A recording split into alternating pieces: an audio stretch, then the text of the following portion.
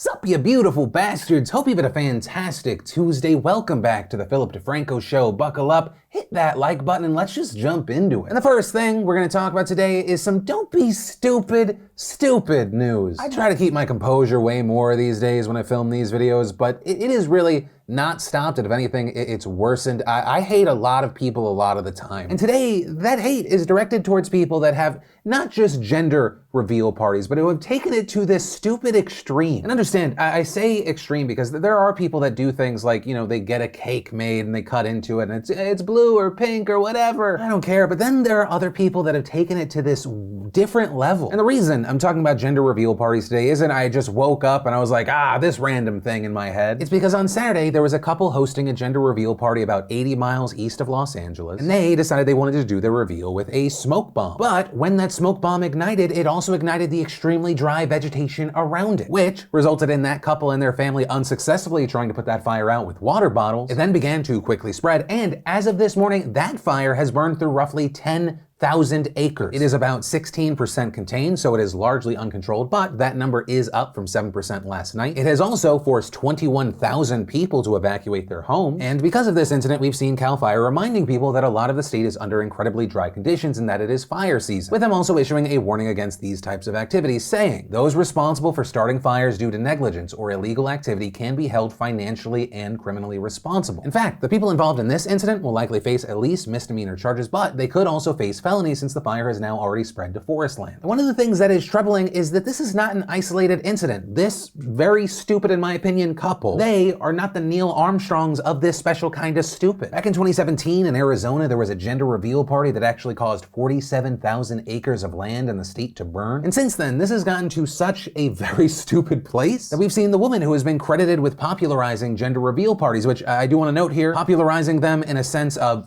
she got a cake and she cut into it and it was blue or pink. We've seen her speaking out saying this has gone too far, with her most recently saying, stop it. Stop having these stupid parties. For the love of God, stop burning things down to tell everyone about your kid's penis. No one cares but you. With her also mentioning how hot it was in other areas of California this weekend, saying it was 116 degrees in Pasadena yesterday and this tool thought it would be smart to light a fire about his kid's dick. Toxic masculinity is men thinking they need to explode something because simply enjoying a baby party is for sissies. And I also will say with this particular incident, I don't know what kind of moron didn't realize that this would be a bad idea. If you live in California, you know that fires are a problem. When are fires the biggest problem? When it is hot and everything is dry. This last weekend is one of the hottest we've experienced this year. In LA County, we saw temperatures surging to 121 degrees this weekend. And regarding the area where this happened, according to a person who was affected by this latest fire, they told KABC News, that place, there's nothing green out there. It's a meadow of dry, brown, dead grass. Why would you go out there and think that you can light off any kind of firework? And this is the last thing California needed right now because this is far from the only fire in the state. In fact, in California, wildfires have burned through nearly 2 million acres this year alone, with 2020 now becoming the most burned year on record since the records began back in 1987. Right now, one of the really important fires being watched is the Creek Fire. It began on Friday night in the Sierra National Forest, which is about 290 miles northeast of LA. As of this morning, it has burned over 143,000 acres and is completely uncontained. Also, very on brand for 2020, this fire is so big that it's believed to have generated these clouds, with those clouds then triggering lightning. Weather experts also believing that the fire likely spawned a fire tornado at one point. There were also reports of about 50 hikers trapped at a wilderness resort near Fresno because all escape routes had been cut off by the fire. They've been there 2 days. Last night, we saw rescue crews try to get them, but they were unsuccessful. Though, the good news here was that officials said that those people weren't in any immediate danger, and by early this morning, we actually saw reports that authorities had begun to airlift some of those hikers out of the area. And on a similar note, we've seen mass evacuations in Fresno County, reportedly somewhere between 25,000 to 30,000 people. We also saw the sheriff's office warning people to follow evacuation orders immediately. Warning, this is an unprecedented disaster for Fresno County. This is one of the largest and most dangerous fires in the history of Fresno County. I don't think that everyone understands that. Playing that game of how long can I wait is just foolish. But also, to note, this is not just a California issue. Fires are raging all across the western United States right now. And in fact, much of the West is now under a series of red flag warnings, including parts of Arizona, Colorado, Idaho, Oregon, Washington, also basically all of Nevada. And we're seeing things like in Malden, Washington, for example, fires have destroyed 80% of buildings in a town of 200. You're talking homes, the fire station, post office, city hall, the library. And the thing that's scary with this whole situation is that it is possible that more fires could pop up, or the ones that are already raging could get worse. And that is largely because of what is known as the Santa Ana winds. Now, those winds don't usually blow into Southern California until the fall, but much of the region will see them early both today and tomorrow. And actually, because of that, the area could see forced blackouts to prevent power lines from sparking if they're blown over. And this is actually something we saw in Oregon, where almost 100,000 residents lost power last night as winds brought down trees and transformers exploded, with a local energy company also preemptively shutting off power for 5,000 residents. But where I do want to end this story is that if you are in one of these affected areas, whether it be California, Oregon, another state, make sure to pay attention to the air quality. There is a lot of smoke in the air right now. You should avoid being outside when it is unnecessary. Keep your doors and your windows closed. Keep your pets inside. And I'll link down to more safety tips below, but again, check with your area. But yeah, that is where the story ends for now, and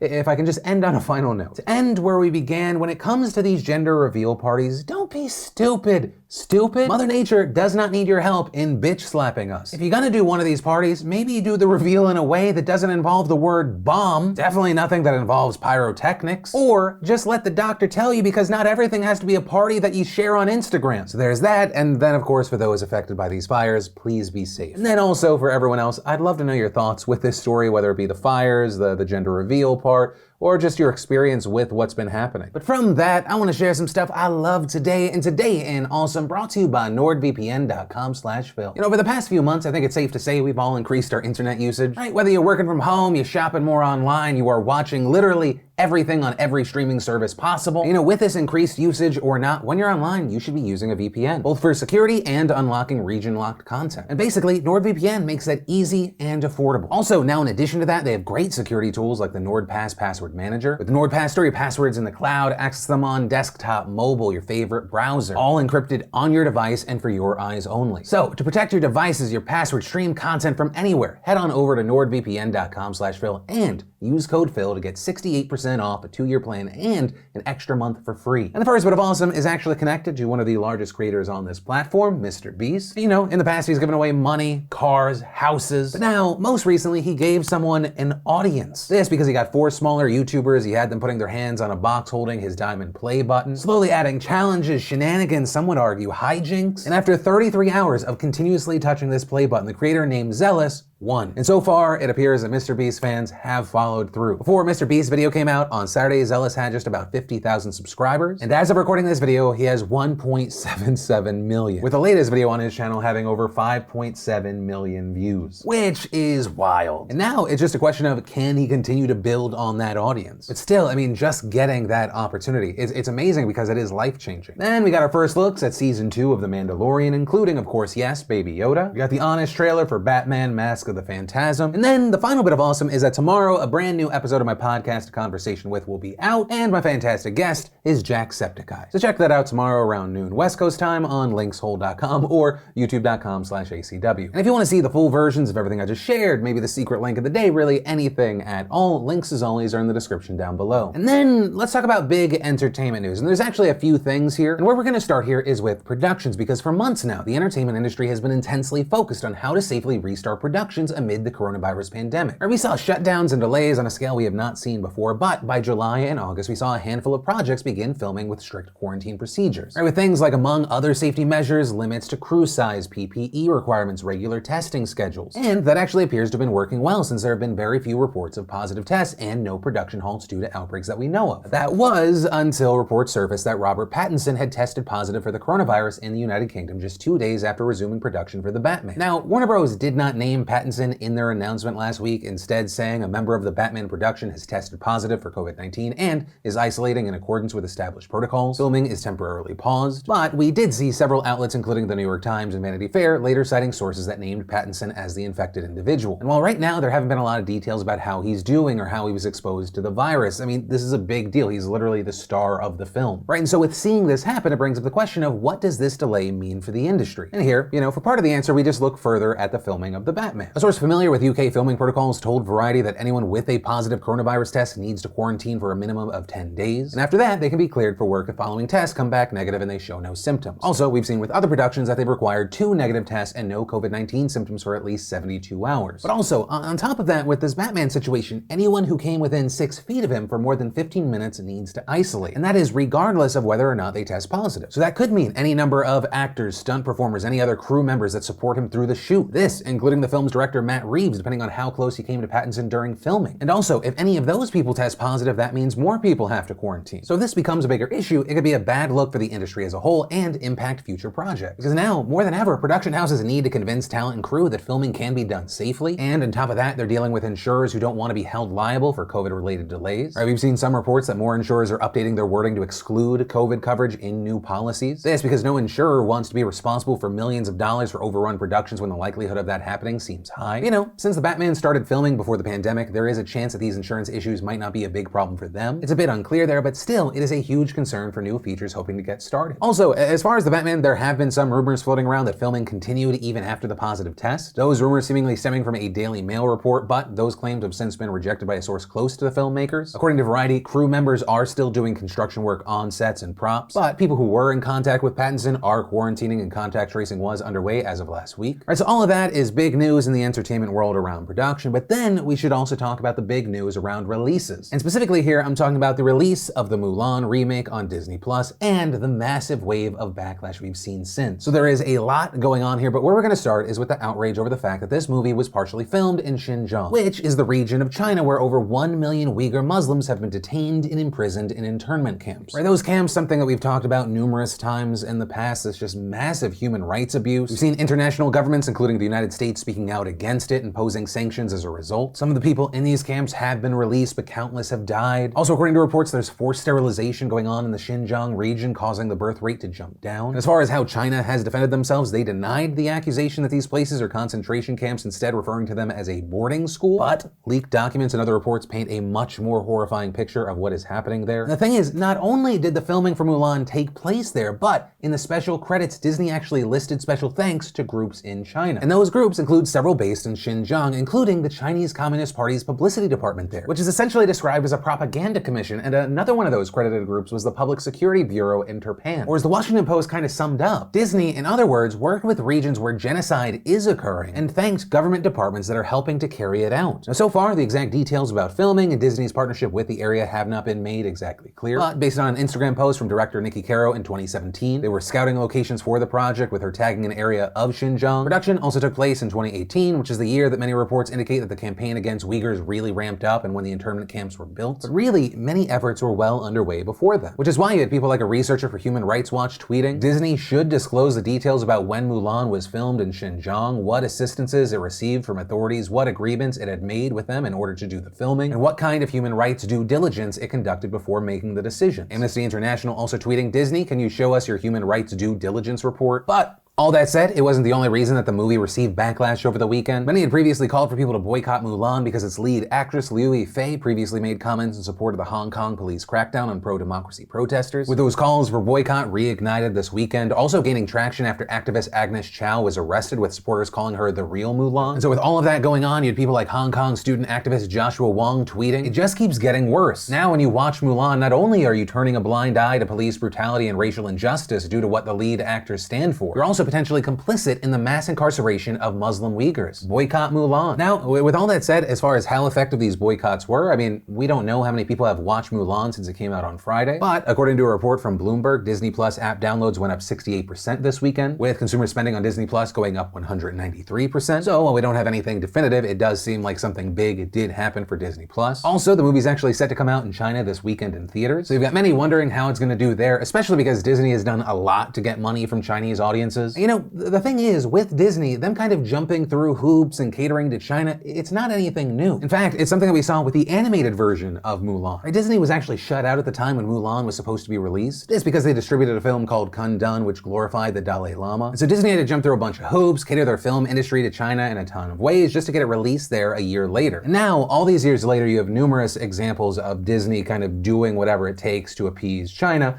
with Mulan being the most recent and kind of one of the biggest problematic incidents. And that is where I'm going to end today's show. And as always, thanks for being a part of these daily dives into the news. Also, if you're new here, you should subscribe. And if you're in the States or Canada, I highly recommend you join my text line, 813-213-4423. While we haven't been able to count on YouTube's notifications to go out, I always make sure that I send out a link via the text line, as well as including some behind the scenes stuff and polls deciding future stuff. But with that said, of course, my name is Philip DeFranco. You've just been filled in. I love yo faces, and I'll see you tomorrow.